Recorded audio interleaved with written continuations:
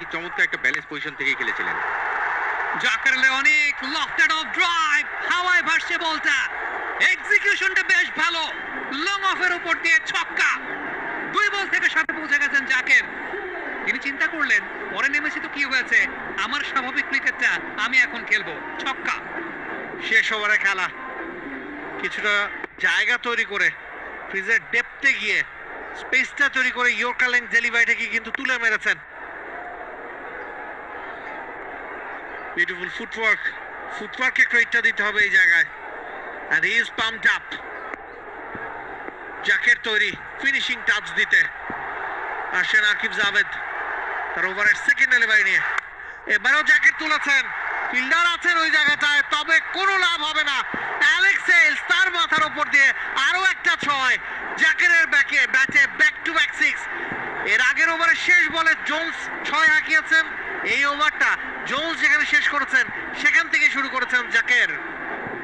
এটা এমন একটা ম্যাচ যেই ম্যাচে 4-এর তুলনায় ছক্কার সংখ্যাটা বেশি। এখন পর্যন্ত এই ইনিংসের 14তম ছক্কা জাকের আলী অনেকের ব্যাট থেকে, এবং বেশ ভালো এক্সিকিউশন বলতে হবে এই কারণে, লেন্থটা ভালো মতো পিক করেছেন, আগে থেকে জায়গা করে নিয়েছেন, ক্রিজের ডেপথটাকে ব্যবহার করেছেন, শর্ট অফ লেন্থের এই বলটা শেষ।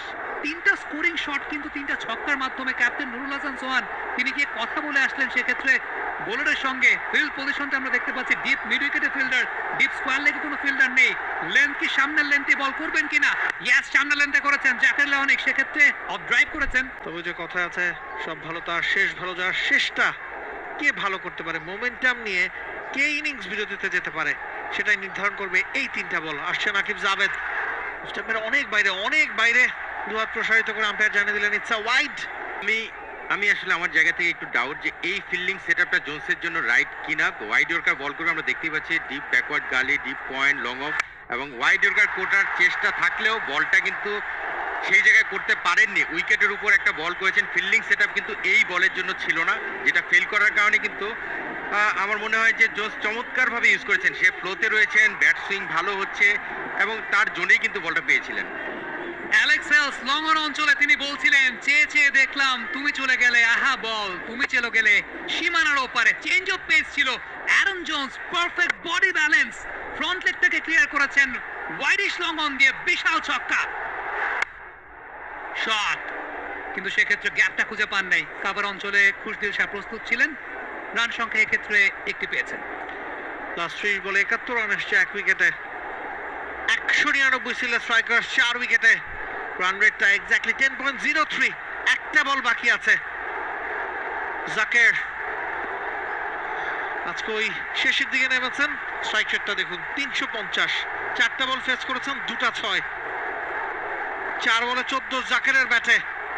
শেষ বল নিয়ে আসছেন আকিব জাভেদ। জাকেরও তৈরি, জাকেরও হিট করেছেন, it will be a 6। Yes it is. Deep extra cover অঞ্চল দিয়ে বল চলে গেছে সীমানার বাইরে। দারুণ ফিনিশিং জাকেরের কাছ থেকে। ইনিংসের 16তম ছক্কা, done and dusted. Jaker Ali অনেক ছক্কাটা মারলেন, মেরে একটা ঝেড়ে দৌড় দিয়েছেন। 5 বল থেকে 20 প্রমাণ করলেন যদি খেলতে হয় 5 বলেও কিন্তু এক্সিকিউশনটা করে ফেলা যায়। পার্টনারশিপটা বেশ ভালো, 47 রানের ওপেনিং পার্টনারশিপ।